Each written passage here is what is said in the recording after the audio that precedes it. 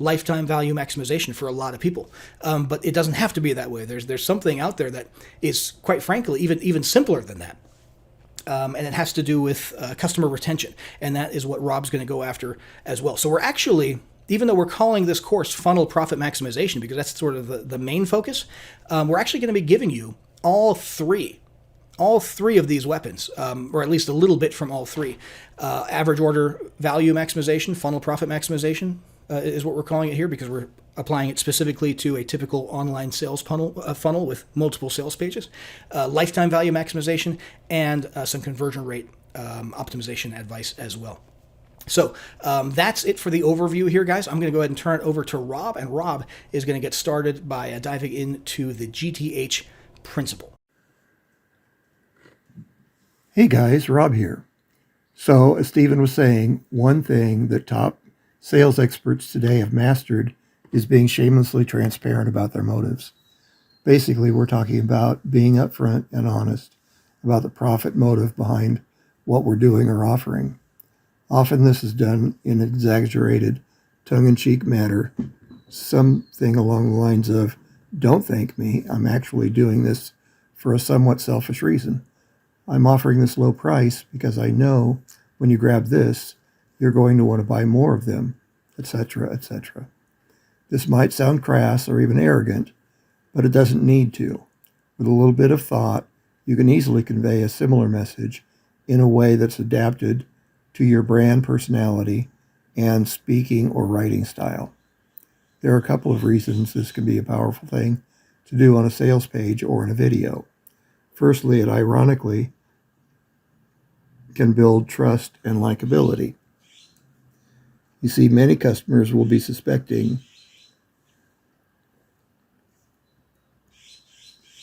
that business people are selfish and only care about their profits.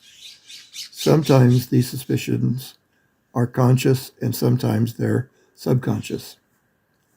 One approach to solving this problem is to try hard to appear sincere and not at all profit-driven.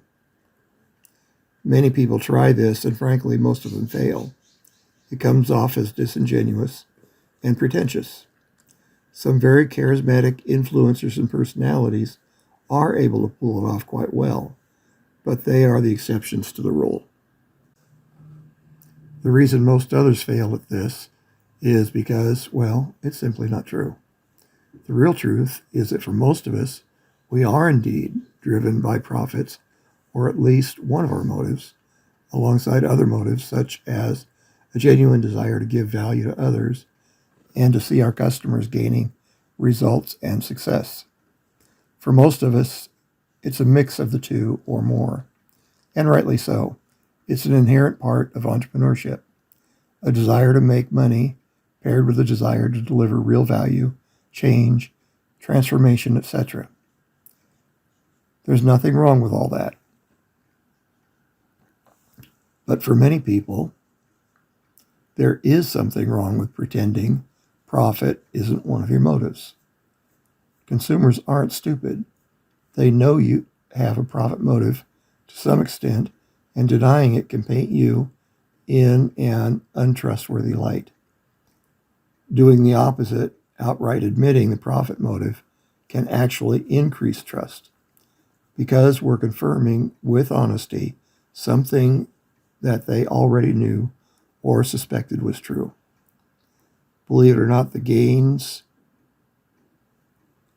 trust points in many consumers' minds. Why do you think so many people love Kevin O'Leary from Shark Tank?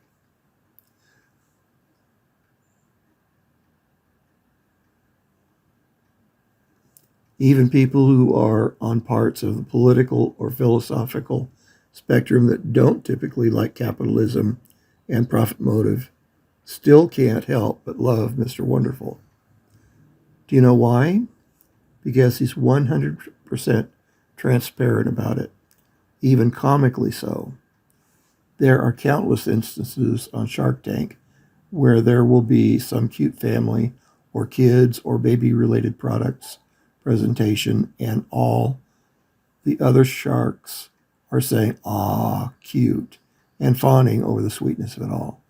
Then suddenly, Kevin interjects and turns the conversation to brass tacks, often with a phrase like, "Yeah, that's cute and all, but what I want to know is about the money." He doesn't hide it. He's profit driven and he's completely up front about it. And that actually makes people trust him because they never have to wonder what he's thinking below the surface or what motive he has behind his offers or propositions. Now, in the case of O'Leary, he actually makes that part of his personal brand identity, style, and tone. We are not recommending you do that necessarily, since that might work for your audience or market, and because you are likely already have a brand personality and style that this would clash with. Rather, we want to focus on ways you can incorporate this in your small way into your sales pages or the sales pitch portions of your videos or webinars, a way that could be potentially boost your conversion rates and increase trust with your customers. Which brings us to the second reason this concept of transparency of motives can be effective. It answers the what's the catch question. You see, when someone is looking at your offer, especially if it's a genuine killer offer, a ton of value at a disproportionately low price, a no-brainer as we call it, well, a good percentage of them will have some psychological resistance centered around the question of what's the catch? What's in it for you, the vendor? We're offering a deal that's so good, there must be some sort of trick or catch. Some sort of nasty surprise or disappointment or maybe a quality problem. That's where your gritty, transparent honesty comes in. When you can communicate to them that you do indeed have a selfish motive, a business or profit motive for making this offer, you can successfully suppress or resolve that specific psychological resistance point. This works especially well if you can actually describe the selfish or profit-driven benefit you get in a way that logically makes sense. Because if you describe the motive in a way that is logical and believable, then guess what? No more skepticism. They'll believe you, since you're confirming something they already suspected. But now, since you've done it in a way that makes it clear, it has nothing to do with quality issues or nasty surprises. These kinds of concerns are largely eliminated now. Now, a quick note here. You don't need to actually use words like selfish or even profit motive per se, especially if they don't fit your brand or personality or style, although there's ways to do so in a tongue-in-cheek manner that won't make them actually think you're Ebenezer Scrooge. You'll want to brainstorm a way to convey this idea in a manner that fits your personality and style. For this module, I want to go over an example that Stephen has actually used to great effect for many years. This is from a page where Stephen was selling a licensing offer where businesses and entrepreneurs can buy a little done-for-you course along with the rights to rebrand or sell them. He was using one of those disproportionate, no-brainer, low-priced offers as an entry point to his funnel. To resolve the what's the catch or the why is it so cheap objection, he created what he calls the My Dirty Secret Reason section. You'll notice the word secret is in bright red and combined with a dirty word. He's really wanting to grab the attention of everyone,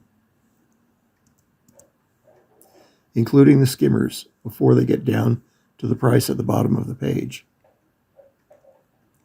He even says it's really pretty selfish, but hey, this is business. Look at the emphasis he puts here in gold when he says, well, here it is, the truth, the whole truth, and nothing but the truth.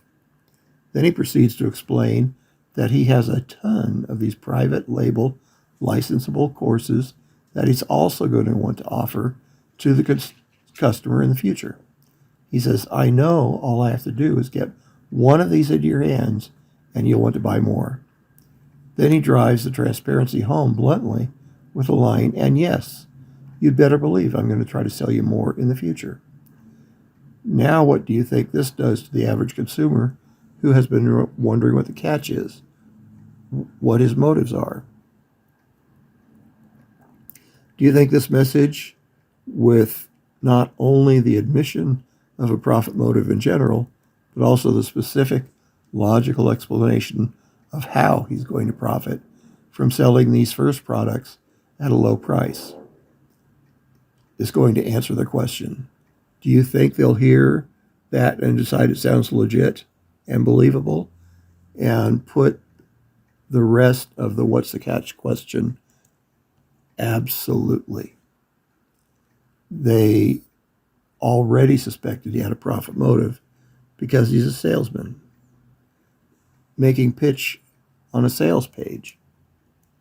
But now they know the low price has nothing to do with bad quality or nasty surprises or catches, but rather it has to do with a very believable, logical, understandable, strategic benefit that he gets from offering these for so cheap.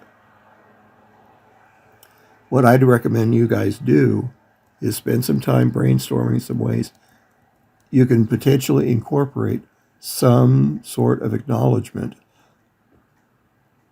of profit motive or selfish benefit into your no-brainer offer sales page. Again, it doesn't need to be done in a blunt style like this, as long as you're conveying a believable, logical motive or benefit that answers the age-old question, what's the catch?